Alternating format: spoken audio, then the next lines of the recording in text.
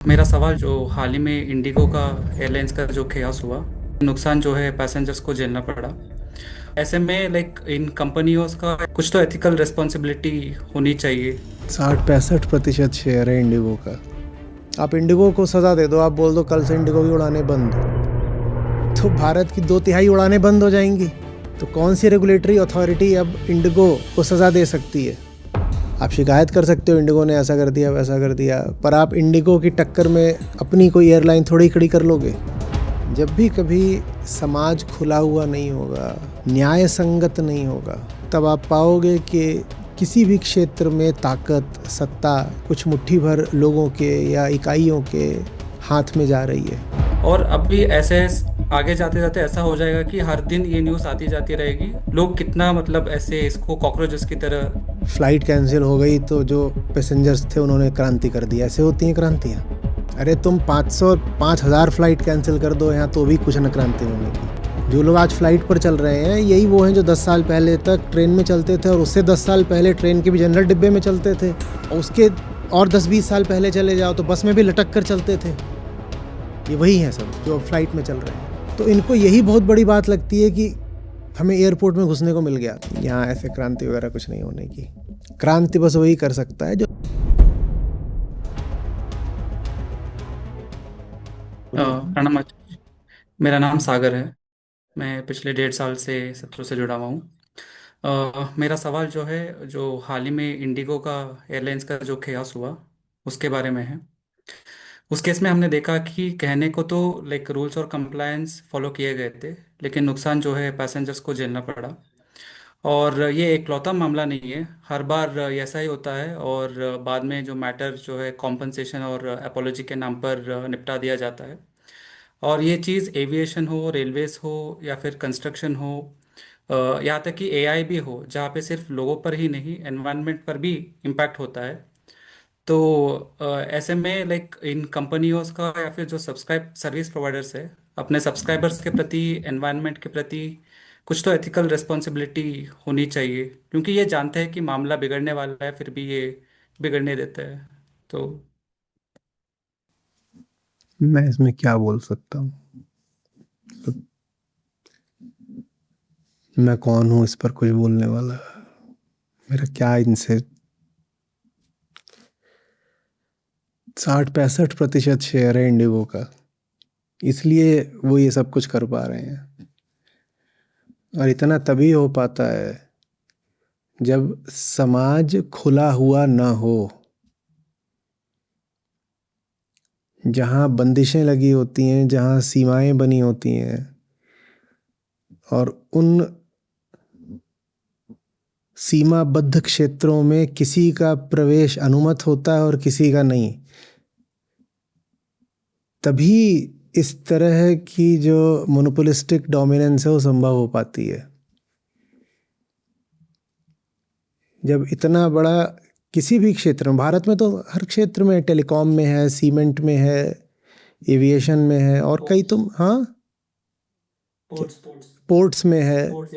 हाँ, तो जब भी किसी क्षेत्र में इस तरीके की किसी की सत्ता वर्चस्व हो जाता है, तो फिर आप उसमें आप रेगुलेटर किसी को बना भी दो, तो रेगुलेटर के पास बहुत दम नहीं रह जाता ना। क्योंकि अब आप अगर जो सर्विस प्रोवाइडर है उसका हाथ मरोड़ोगे, तो जो जो पूरा की नेशनल इंफ्रास्ट्रक्चर है वही उस सर्विस प्रोवाइडर ने दबा रखा है। आप सर्विस प्रोवाइडर को सज़ा दोगे तो जो नेशनल इंफ्रास्ट्रक्चर है उसको सज़ा मिल जाएगी।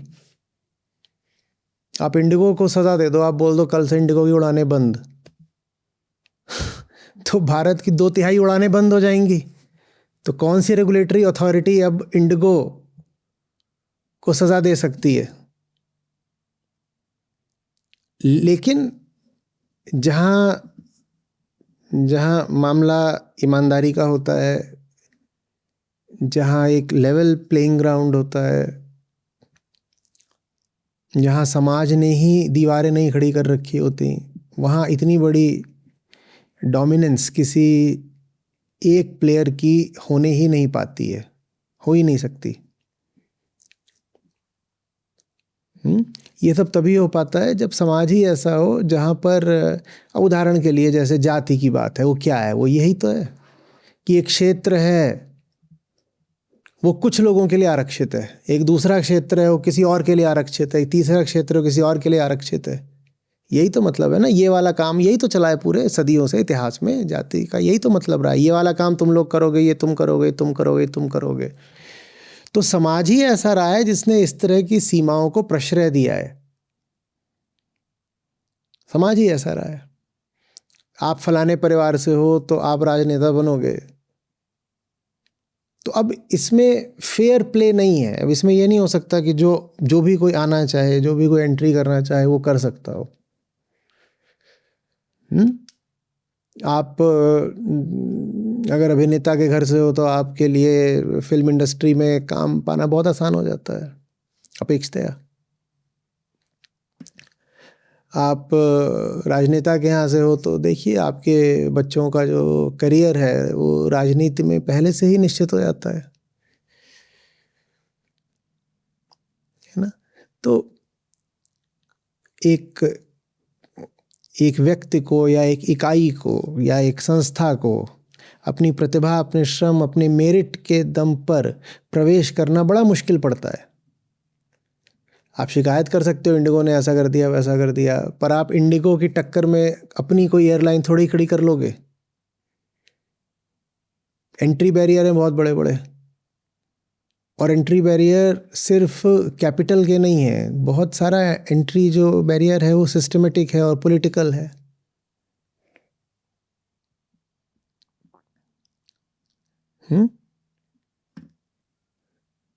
जब भी कभी समाज खुला हुआ नहीं होगा,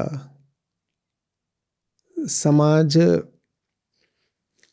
न्याय संगत नहीं होगा, तब आप पाओगे कि किसी भी क्षेत्र में ताकत, सत्ता कुछ मुट्ठी भर लोगों के या इकाइयों के हाथ में जा रही है, और जिनके हाथ में जाएगी आप उनका कुछ आसानी से बिगाड़ नहीं पाओगे, वो कब्जा करके बैठ जाएंगे। समझ में आ रही बात ये?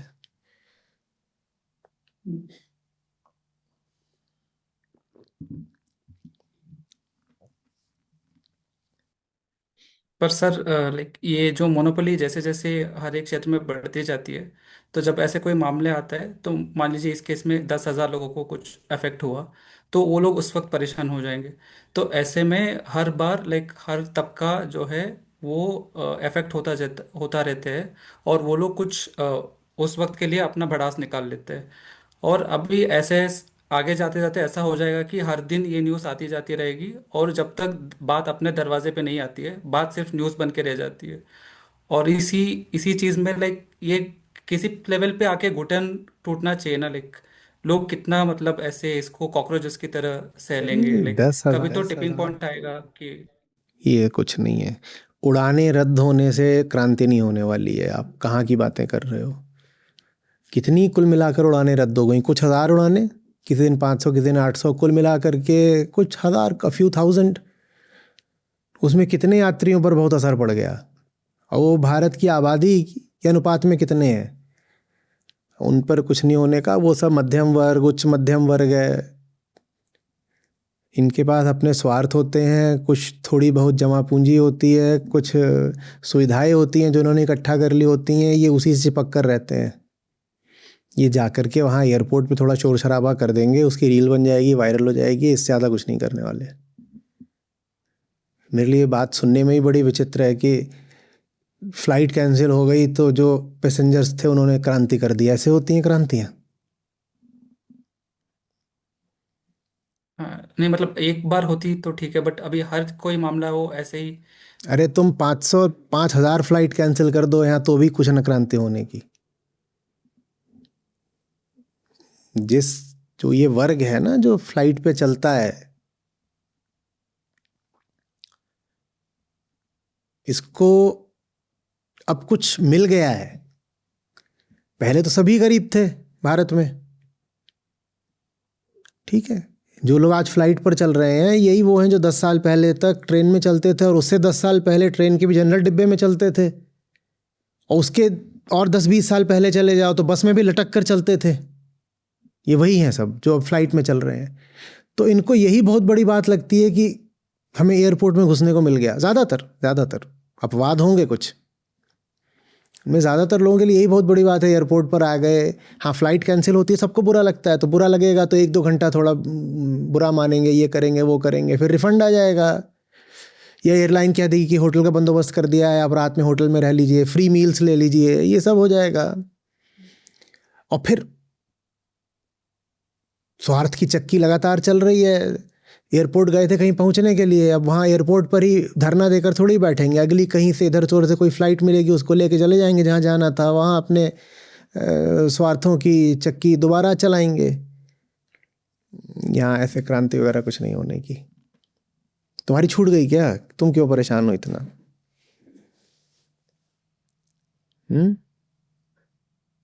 मतलब एक घुटन सा होता है हर हर एक मामले को देखने पे, मतलब।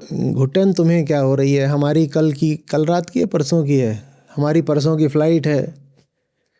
हाँ, बम्बई जा रहे हैं, वहाँ बुलाया है आईटी वालों ने। अब जा रहे हैं तो ये पूरा सब लाव लश्कर भी जाना है, इक्विपमेंट सारा, लोग जाने हैं 1 दर्जन। तो सोचो संस्था कि कितने पैसे लग रहे होंगे अब यहाँ से बम्बई जाने में, कि फ़्लाइटें तो सारी कैंसिल हो रही हैं। उसका फ़ायदा उठा करके बाकियों ने कोई 50,000 का टिकट कर रखा है, 80,000 का टिकट कर रखा है। ट्रेन भी सब दनादन बुक चल रही हैं। वो ये लोग लगा कर बैठे थे कि तत्काल में कराएंगे। मैंने कहा तुम्हारे सोते रह जाओगे, तत्काल के भरोसे पहुंच भी नहीं पाएंगे। तत्काल कराने के लिए उठेगा कौन तुम में से? ये सब होने के बाद भी बहुत अच्छे से पता है कि ये सब, हम बहुत मोटी चमड़ी के लोग हैं, और बाहरी स्थितियां कभी इतनी खराब नहीं होने वाली कि तुम बाहरी स्थितियों के कारण क्रांति कर दो। आग थोड़ा भीतर होनी चाहिए।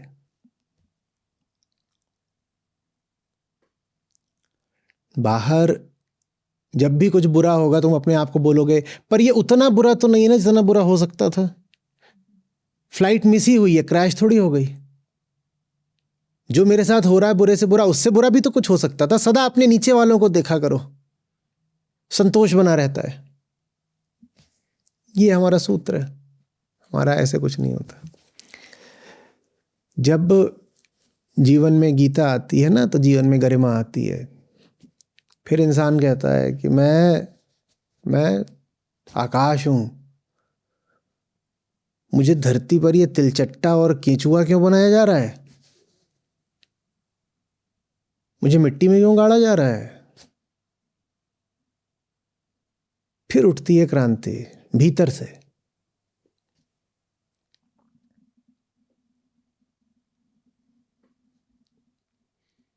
नहीं तो दिन भर आप पददलित ही तो रहते हो।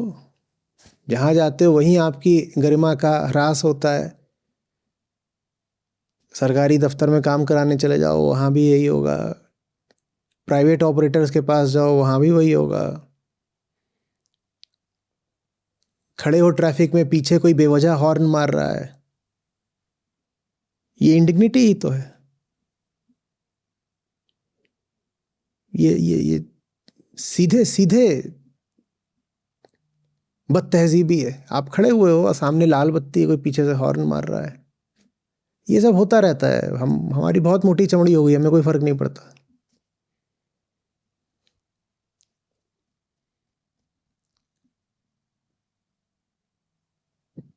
तो ये बहुत छोटी बात बोली मैंने। भूतों को तो ये बुरा लगेगा भी नहीं, खुद ही हॉर्न मार रहे होते हैं। न जाने क्या क्या हो रहा होता है हमारे साथ, दिन रात हो रहा होता है। जिसे स्वार्थों की लत लग गई, वो अपने टुच्चे स्वार्थों की पूर्ति के लिए भी किसी से भी लात खाना स्वीकार कर लेता है। स्वार्थ और गरिमा एक साथ नहीं चलते।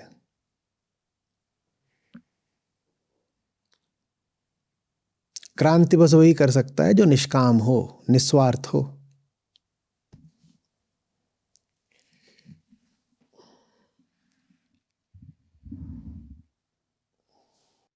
तो सर, लाइक, तो हम जैसे जी रहे हैं, हम लोगों तक मतलब गीता पहुंचाने का मतलब प्रयास, मतलब जैसे कि आप खुद ही कहते हैं कि लाइक हम लोगों तक लाना ही एक गुनाह है, मतलब गीता लाना।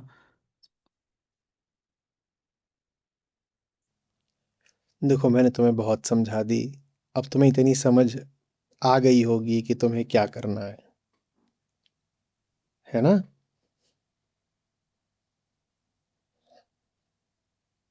Don't miss the real flight.